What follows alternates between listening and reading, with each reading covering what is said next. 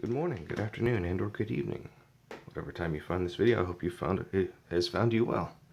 Opening 2 packs of Oath of the Gatewatch. Let's get started.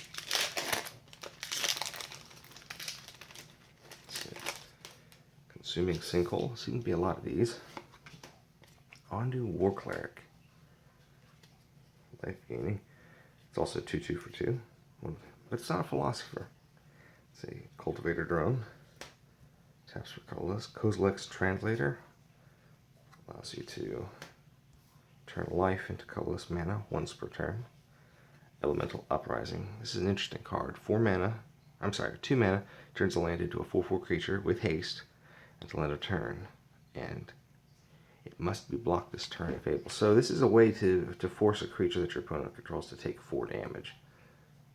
You can use the Elemental Uprising in with that new 2/3 for 2 that gives that if you have 6 lands, it gets +2/+2 as well as all your land creatures get +2/+2, which make this into a 4/4.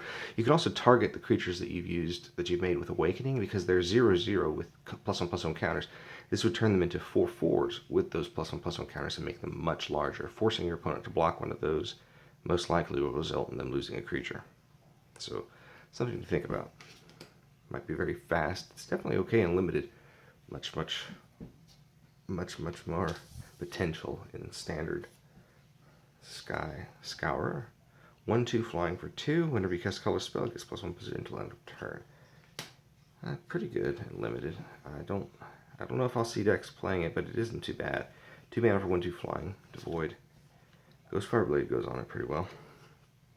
Goblin Freerunner. You know what I think of that card. Excellent. Wastes. Dwar Isle Avenger. 5 mana for 3/3 flying, but you can surge it into play for 2 and 1 blue. That means you could essentially have a 3/3 flyer for 3 mana if you've played another spell like Bonesaw or something. Now it's not a Serendip Efreet, but it's still an interesting card. Warden of Geometries. Vigilance and taps for colorless mana. 4 for 2/3 Vigilance. Interesting and limited. I mean, for 1 extra mana, you get a 4/4 that taps for 2 colorless and Kozilek's Channeler. So, something to think about. Let's see. Roiling Waters. Return up to 2 target creatures your opponent's control to their owner's hands, and target player draws 2 cards. So, it says 3 targets when you cast it. 2 target creatures, and then a target player. You can target yourself to be the one to draw the cards, target your opponent's creatures, or even your own creatures. It's a sorcery, but it's an interesting effect, I gotta say. It's 7 mana, though. I mean, let's say even if we made it like the 2 blue mana was what helped draw you cards, and it's the 5 colors to return 2 target creatures to owner's hand. It still seems a little overcosted. Iona's Blessing. Very nice card.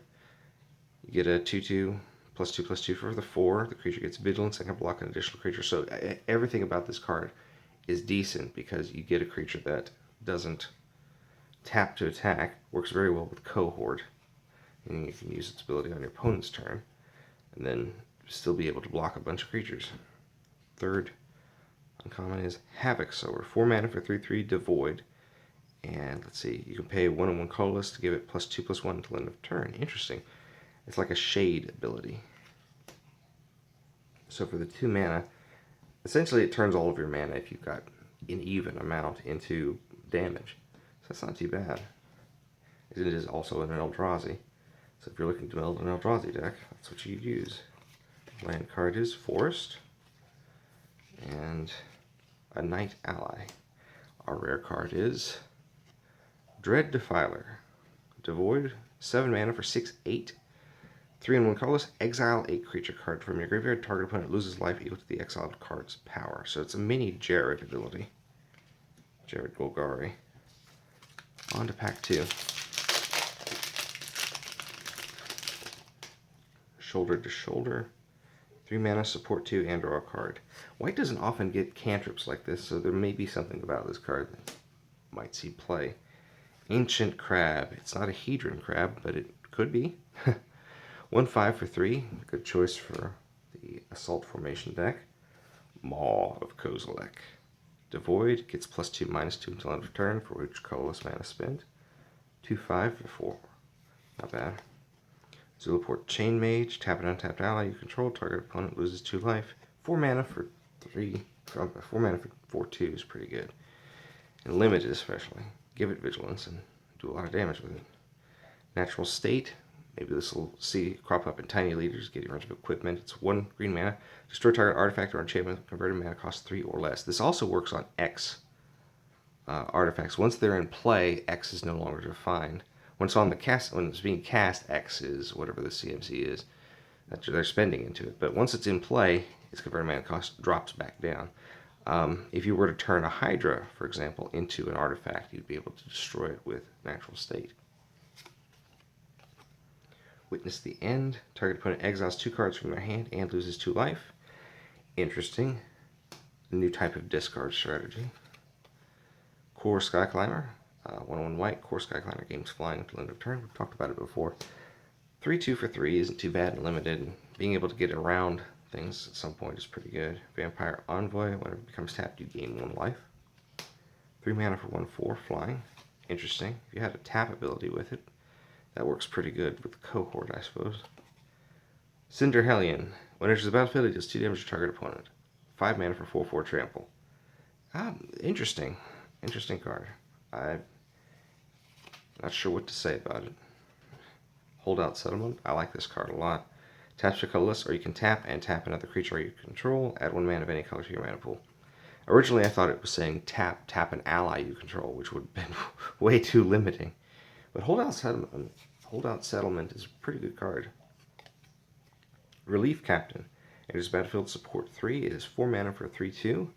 But because of the way that works, you get a +3/+3 distributed, so it could have been a 6/5 for 4. Because you are getting that extra +3/+3 out of it. So something to think about. Visions of Brutality. 2 mana, devoid, enchanted creature. Enchanted creature can't block. Whenever it deals damage, its controller loses that much life. Interesting version of pacifism for black. I expect people to start actually playing this. I mean, making a creature not able to block just gets rid of a wall. But that creature can't deal damage without dealing damage to its controller. Man, that's powerful. That's really powerful, especially with a lot of cards that cause damage without even ever attacking. That can be a really nice thing to stop them. Let's see. Gift of Tusks. Turns a creature into an elephant. Again, this works with 0/0 elemental lands that have the +1/+1 counters. You can simply pump up your land by giving it +3/+3, and then those counters still at work. Something to think about with Awakened decks. Then our land card is a mountain. Our token card is Eldrazi Scion. And our rare card is Oath of Jace. 3 mana. When it enters the battlefield, draw 3 cards and discard 2 cards. At the beginning of your upkeep, scry X, where X is the number of planeswalkers you control. Well, I know a lot of people who play a lot of planeswalkers in their decks, so this works very well for those players. You need to be able to get out something, though, to make this worthwhile. I mean, getting to draw 3 cards and then discard 2 cards, it is a permanent. You can return this to your hand through some means and then just keep filtering off the top of your library. So that is a possibility. But mostly, I think that second ability is what you want to work on. If you get 2 planeswalkers out, you getting to scry 2 every upkeep is incredible. That would be fun. Alright, so interesting packs. We learned a few things, got some interesting ideas, of course. Well, I hope you enjoyed the video, and I hope you're having a wonderful morning, a wonderful afternoon, and or a wonderful evening. And I hope tomorrow's even better. Take care, everyone.